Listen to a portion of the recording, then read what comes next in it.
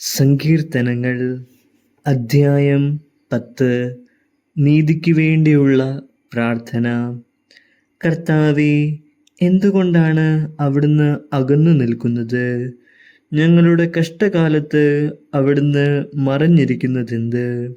ദുഷ്ടർ ഗർവോടെ പാവങ്ങളെ പിന്തുടർന്ന് പീഡിപ്പിക്കുന്നു. അവർ വെച്ച കെണിയിൽ അവർ തന്നെ വീഴട്ടെ. ദുഷ്ടൻ തൻ്റെ ദുരാഗ്രഹങ്ങളെക്കുറിച്ച് വൻപ് പറയുന്നു. അത്യാഗ്രഹി കർത്താവിനെ ശപിച്ച് തള്ളുന്നു. ദുഷ്ടൻ തൻ്റെ അഹങ്കാരത്തള്ളലാൽ അവിടുത്തെ അന്വേഷിക്കുന്നില്ല.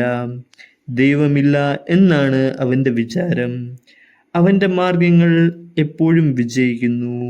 അവിടുത്തെ ന്യായവിധി അവന് കണ്ണെത്താത്ത വിധം ഉയരത്തിലാണ്. അവൻ തൻ്റെ ശത്രുക്കളെ പുച്ഛിച്ച് തള്ളുന്നു. ഞാൻ കുലുങ്ങുകയില്ല, ഒരു കാലത്തും എനിക്ക് അനർത്ഥം ഉണ്ടാവുകയില്ലെന്ന് അവൻ ചിന്തിക്കുന്നു. അവൻ്റെ വായ് ശാപവും വഞ്ചനയും ഭീഷണിയും കൊണ്ട് നിറഞ്ഞിരിക്കുന്നു. അവൻ്റെ നാവിനടിയിൽ ദ്രോഹവും അധർമ്മവും കുടികൊള്ളുന്നു. അവൻ ഗ്രാമങ്ങളിൽ പതിയിരിക്കുന്നു. ഒളിച്ചിരുന്നവൻ നിർദോഷരെ കൊല ചെയ്യുന്നു. അവൻ്റെ കണ്ണുകൾ നിസ്സഹായരെ ഗൂഢമായി തിരയുന്നു. പാവങ്ങളെ പിടിക്കാൻ അവൻ സിംഹത്തെ പോലെ പതിയിരിക്കുന്നു. പാവങ്ങളെ വലയിൽ കുടുക്കി അവൻ പിടിയിലമർത്തുന്നു. നിസ്സഹായൻ ഞെരിഞ്ഞമർന്നു പോകുന്നു. ദുഷ്ടന്റെ ശക്തിയാൽ അവൻ നിലം പതിക്കുന്നു. ദൈവം മറന്നിരിക്കുന്നു, അവിടുന്ന് മുഖം മറച്ചിരിക്കുകയാണ്. അവിടുന്ന് ഒരിക്കലും ഇത് കാണുകയില്ല എന്ന് ദുഷ്ടൻ വിചാരിക്കുന്നു. കർത്താവേ, ഉണരണമേ. ദൈവമേ, അവിടുന്ന് കരം ഉയർത്തണമേ. പീഡിതരെ മറക്കരുതേ. ദുഷ്ടൻ ദൈവത്തെ നിഷേധിക്കുന്നതും അവിടുന്ന് കണക്ക് ചോദിക്കുകയില്ലെന്ന് ഹൃദയത്തിൽ മന്ത്രിക്കുന്നതും എന്തുകൊണ്ട്?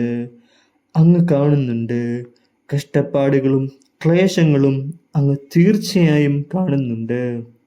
അങ്ങ് അവ ഏറ്റെടുക്കും. നിസ്സഹായൻ തന്നെ തന്നെ അങ്ങേക്ക് സമർപ്പിക്കുന്നു. അനാഥന് അവിടുന്ന് സഹായകനാണല്ലോ. ദുഷ്ടന്റെയും അധർമ്മയുടെയും ഭുജം തകർക്കണമേ. ദുഷ്ടതയ്ക്ക് അറുതി വരുന്നത് വരെ അത് തിരഞ്ഞു നശിപ്പിക്കണമേ. കർത്താവ് എന്നേക്കും രാജാവാണ്. ജനതകൾ അവിടുത്തെ ദേശത്തു നിന്ന് അറ്റുപോകും. കർത്താവേ, എളിയവരുടെ അഭിലാഷം അവിടുന്ന് നിറവേറ്റും. അവരുടെ ഹൃദയത്തിന് ധൈര്യം പകരും. അവിടുന്ന് അവർക്ക് ചെവി കൊടുക്കും. അനാഥർക്കും പീഡിതർക്കും അങ്ങ് നീതി നടത്തിക്കൊടുക്കും. മണ്ണിൽ നിന്നുള്ള മനുഷ്യൻ ഇനിമേൽ അവരെ ഭീഷണിപ്പെടുത്തുകയില്ല.